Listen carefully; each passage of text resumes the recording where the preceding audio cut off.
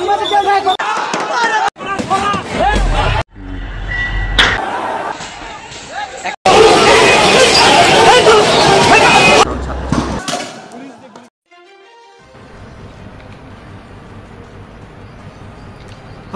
আলাইকুম প্রিয় দর্শক, আশা করছি সকলেই ভালো আছেন। প্রিয় দর্শক, অবশেষে ফাইনাল খেলা জমে গেছে। প্রিয় দর্শক, অনেক আগে থেকে ভিডিও বার্তার মধ্যে আমি বলে আসছিলাম যে ঊর্ধ্বতন কর্মকর্তা যেনারা আছেন ক্ষমতাসীন অর্থাৎ আওয়ামী লীগের নেতাকর্মীরা, তাদের উপরে যে মামলা করা হবে সেই মামলা কেউ করেনি, আর যার কারণে তাদেরকে গ্রেপ্তার করা হয়নি এবং গ্রেপ্তার হয়নি। এ পর্যন্ত 90 জন দেশ থেকে পালিয়ে গেছে, আরও অনেক কজন নেতাকর্মী বাংলাদেশে রয়েছেন, তাদের নামে কেউ মামলা দেয়নি, যার কারণে তাদেরকে গ্রেপ্তার করা হয়নি। এখন পর্যন্ত অফিনে ঘুরাচ্ছে পলক সাহেব, অনেক এমপি মন্ত্রী।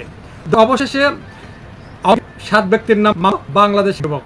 দর্শক, সেটাতে কি বলছে সেটি তুলে ধরবো, কার নামে মামলা করেছে, শেষে তারা গ্রেপ্তারও হতে যাচ্ছে এবং খুব শীঘ্রই তাদেরকে গ্রেপ্তার করা হবে। প্রিয় দর্শক, সেটি তুলে ধরছে। শেখ হাসিনা, ওবায়দুল কাদের সহ 7 জনের বিরুদ্ধে মামলা। সাবেক প্রধানমন্ত্রী শেখ হাসিনা এবং সাবেক সড়ক পরিবহন সেতুমন্ত্রী ওবায়দুল কাদের সহ 7 জনের বিরুদ্ধে মুদি দোকানদার আবু সাইদকে হত্যার অভিযোগে মামলা আবেদন দায়ের করেছে। মঙ্গলবার ঢাকা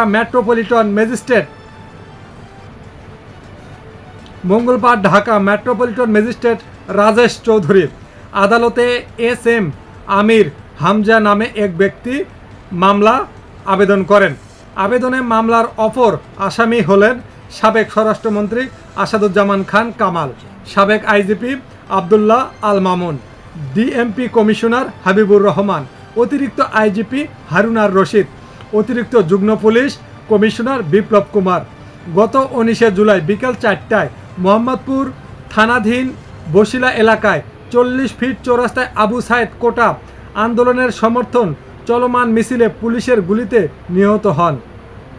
মামলার বাদী হয়েছে আদবর এবং এলাকার বাসিন্দা ব্যবসায়ী আমির হামজা শাতিল। তিনি একজন সচেতন নাগরিক হিসেবে একজন নিরীহ নাগরিক হত্যার বিচার চেয়ে এ মামলা করেছেন। মামলার অভিযোগ বলা হয়েছে, সম্প্রতি কোটা সংস্কার আন্দোলন, হাজার হাজার ছাত্র জনতা মিছিল সমাবেশে শান্তিপূর্ণ মিছিলে দেশে বিভিন্ন এলাকায় নির্বিচারে গুলি চালানো হয়। বহু ছাত্র জনতা নিহত ও আহত হন। গত 19 জুলাই মোহাম্মদপুর বসিলার 40 ফিট এলাকায় ছাত্র জনতা শান্তিপূর্ণ মিছিল সমাবেশ করছিল, সেখানে পুলিশ নির্বিচারে গুলি চালায়। তখন রাস্তা পার হওয়ার সময় স্থানীয় মুদি দোকানদার আবু সাইদ মাথায় গুলিবিদ্ধ হন, তিনি ঘটনাস্থলে মৃত্যুবরণ করেন।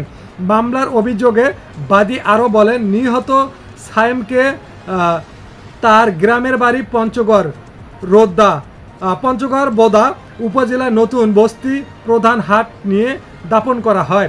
তার মা, স্ত্রী, ছেলে সন্তান সেখানেই থাকেন, কারণ তারা ঢাকায় এসে মামলা করতে অপারগ। এর জন্য বিবেকের তাড়নায় আইনের শাসন প্রতিষ্ঠার জন্য তিনি এ মামলা করেন। তিনি বলেন, সাবেক প্রধানমন্ত্রী শেখ হাসিনা কোটা সংস্কার আন্দোলন এবং কঠোর হস্তে দমন করার বরাবর নির্দেশ দিয়েছেন। ওবায়দুল কাদের, আসাদুজ্জামান কামালের নির্দেশ, পুলিশের IGP ঊর্ধ্বতন কর্মকর্তারা অধীনস্থ পুলিশদের নির্দেশ দিয়ে মিছিলে গুলি চালায়। পরস্পর যোগসাজশ এবং আসামিরা হত্যাকাণ্ডের সাথে জড়িত এবং ঘটিয়েছে। এ কাজের বিচার হওয়া প্রয়োজন, এদের দ্রুত বিচার হওয়া প্রয়োজন এবং খুব শীঘ্রই গ্রেপ্তার করা উচিত।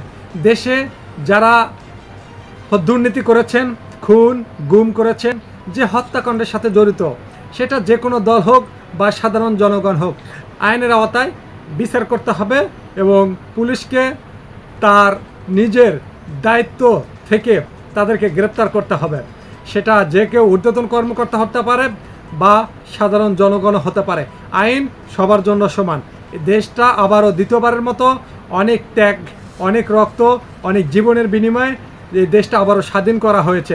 তাই দেশে যারা অরাজকতা করেছে, গুম করেছে, খুন করেছে, তাদের অবশ্যই আইনের আওতায় নিয়ে দৃষ্টান্তমূলক শাস্তি হওয়ার দরকার। কারণ এ পর্যন্ত যতগুলো নেতাকর্মী আছে কাউকে গ্রেপ্তার করা হয়নি, কারণ তাদের নামে কোনো মামলা দায়ের করা হয়নি। শুধু বলে আসতেছিল তাদেরকে গ্রেপ্তার করা হবে, আইনের আওতায় বিচার করতে হবে। এ কথা বলতে বলতে এ পর্যন্ত 10 কম 100 জন এমপি মন্ত্রী দেশ থেকে পালিয়েছে, বাকিগুলোও পালিয়ে যাচ্ছে, কেউ লুকিয়ে আছে, তারা সুযোগ পাচ্ছে না। আর অপরদিকে এই মামলাটা যদি আরও আগে করা হতো তাহলে অনেকে অনেক আগেই আরও গ্রেপ্তার হতো। দর্শক, আপনাদের সাথে আবারও দেখা হবে নতুন কোনো ভিডিওতে। আল্লাহ হাফেজ।